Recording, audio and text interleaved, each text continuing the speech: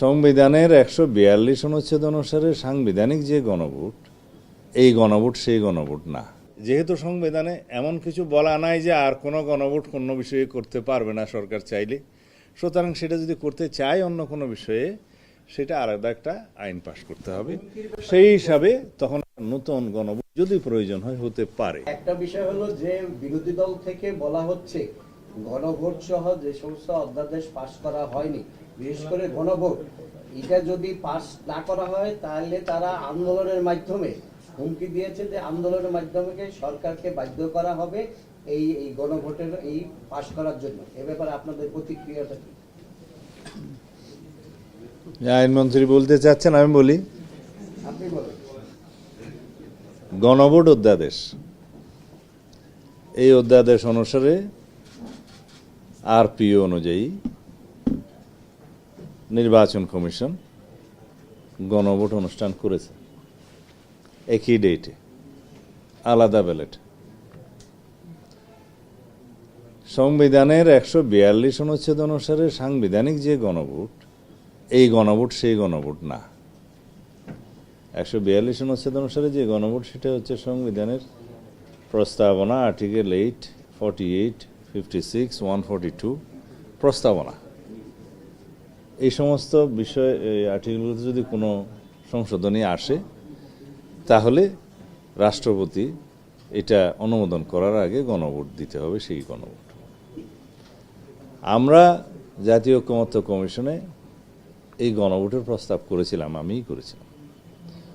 তখন আমরা বলেছিলাম জুলাই জাতীয় সনদ স্বাক্ষরিত হবে। সবাই যখন চাচ্ছে এর আইনগত ভিত্তি কি, আইনগত ভিত্তির জন্য আমরা আর কোনো উপায় দেখিনি। সবাই বলল এটা জনসম্মতি নেওয়ার দরকার। আমরা বললাম নেওয়া যেতে পারে। তখন এই গণভোটের জন্য একটা অধ্যাদেশ করতে হয়েছে। প্রশ্নগুলো থাকার কথা ছিল জুলাই জাতীয় সনদে জনগণ সম্মত আছে কি না, হ্যাঁ অথবা না বলবেন।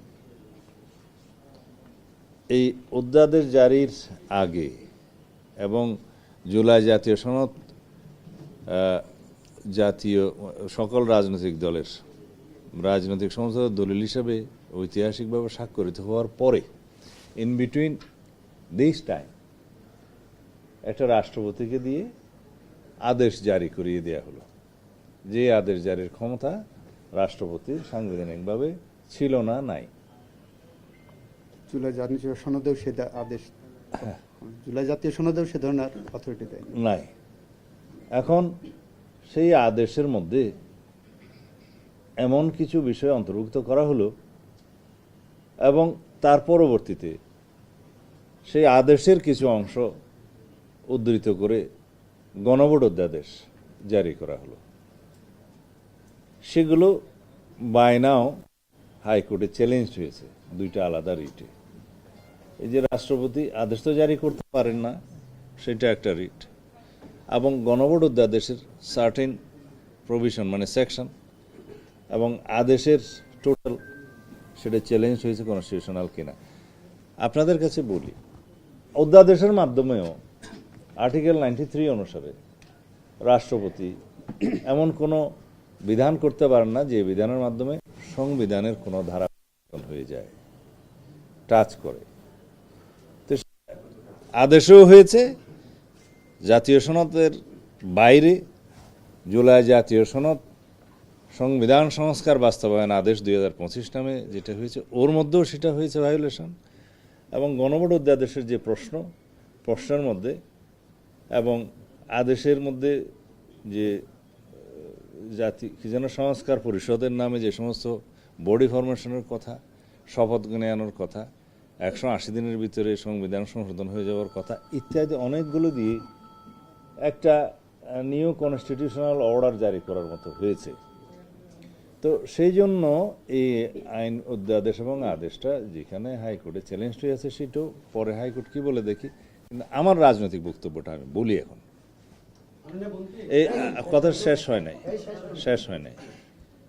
গণভোট অধ্যাদেশের অনুমূলে গণভোট অনুষ্ঠিত হয়েছে এবং গণভোটের বৈধতা প্রশ্ন, সেটা যখন আমরা এই সরকারের মানে ইন্টারিম গভর্নমেন্টের সমস্ত বিষয়াবলী যখন আমরা লেজিটিমেসি দেব সাংবিধানিকভাবে চতুর্থ তফসিলে, তখন তাদের সমস্ত এই কর্মকাণ্ডগুলোর বৈধতা পেয়ে যাবে।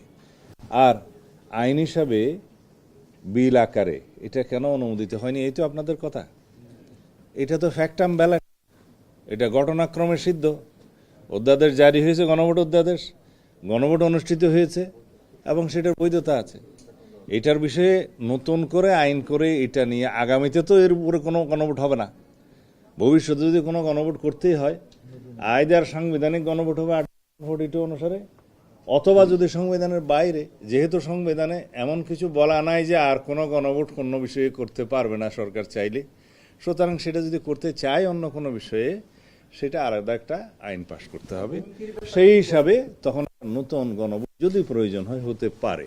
সুতরাং এইটা হুমকি দেওয়ার কোনো বিষয় নাই, এটার বৈধতা তো আছে, অবৈধতা বলছি না।